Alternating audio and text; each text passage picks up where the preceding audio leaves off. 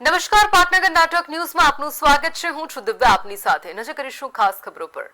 મહત્વના સમાચાર। અમદાવાદમાં ખેડૂતોનું વિશાળ એકત્રીકરણ જોવા મળ્યું છે। હા, શાંતિપુરા સરખેજ ચોકડી ખાતે 3000 થી વધુ ખેડૂતો એકત્રિત થયા છે। ટ્રેક્ટરો અને વાહનો સાથે હકોની માંગ માટે દેખાવ કરવામાં આવી રહ્યો છે। વિવિધ પડતર પ્રશ્નોને લઈને સરકાર સામે અવાજ ઉઠાવ્યો છે ખેડૂતોએ।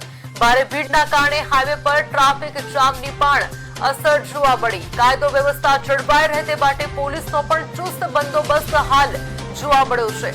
મહત્વના સમાચાર અમદાવાદથી આપણે જણાવી દઈએ કે અમદાવાદમાં ખેડૂતોનું વિશાળ એકત્રીકરણ જોવા મળ્યું છે।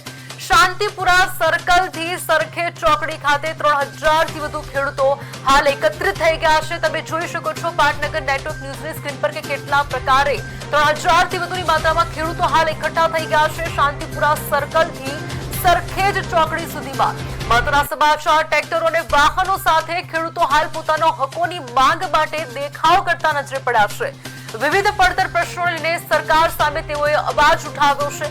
ભારે ભીડના કારણે હાઈવે પર ટ્રાફિક જામની પણ સ્થિતિ સર્જાઈ છે। કાયદો વ્યવસ્થા જળવાઈ રહે તે માટે પોલીસનો પણ ચુસ્ત બંદોબસ્ત હાલ તો શાંતિપુરા સર્કલથી સરખેજ સુધી જોવા મળી રહ્યો છે।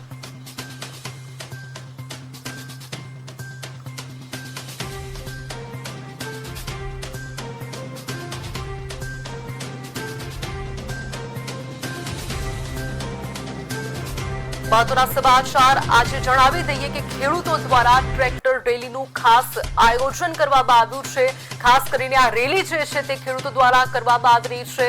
કિસાન કોંગ્રેસ સમિતિ તથા કિસાન સંઘર્ષ સમિતિ દ્વારા ખાસ આયોજન કરવામાં આવ્યું છે। 1111 જેટલા ખેડૂતો પોતાના ટ્રેક્ટરો લઈને હાલ તો ગાંધીનગર તરફ આવવા માટે રવાના થઈ રહ્યા છે। શાંતિપુરા સર્કલથી આપણે જણાવી દઈએ કે તેઓ હાલ સરખેજ પહોંચી ચૂક્યા છે। ધીરે ધીરે તેઓની જે રફતાર છે તે આગળ વધી રહી છે અને હવે તેઓ ગાંધીનગર ટૂંક સમયમાં પહોંચશે। મહત્વના સમાચાર। અમદાવાદમાં ખેડૂતોનું વિશાળ એકત્રીકરણ હાલ તો જોવા મળી રહ્યું છે। શાંતિપુરા સર્કલથી સરખેજ ચોકડી ખાતે હાલ 3000 થી વધુ ખેડૂતોનો જમાવડો જોવા મળ્યો છે। જી હા, ટ્રેક્ટરો અને વાહનો સાથે હકોની માંગ કરવા માટે કહી શકાય કે હાલ ખેડૂતો રવાના થયા છે। વિવિધ પડતર પ્રશ્નોને લઈને સરકાર સામે તેઓ અવાજ ઉઠાવતા નજરે પડી રહ્યા છે। અનેક એવા પ્રશ્નો છે ખેડૂતોના જેઓને લઈને તેઓ માંગ સાથે ગાંધીનગર આવવા માટે નીકળી ગયા છે। હાલ તો કાયદો વ્યવસ્થા જળવાઈ રહે તે માટે પોલીસનો પણ ચુસ્ત બંદોબસ્ત ઠેર ઠેર જોવા મળી રહ્યો છે। અમદાવાદથી લઈને ગાંધીનગર સુધી હરેક ટોલ પર, હરેક જગ્યા પર, હરેક રસ્તા પર હાલ તો પોલીસનો ચુસ્ત બંદોબસ્ત જોવા મળ્યો છે।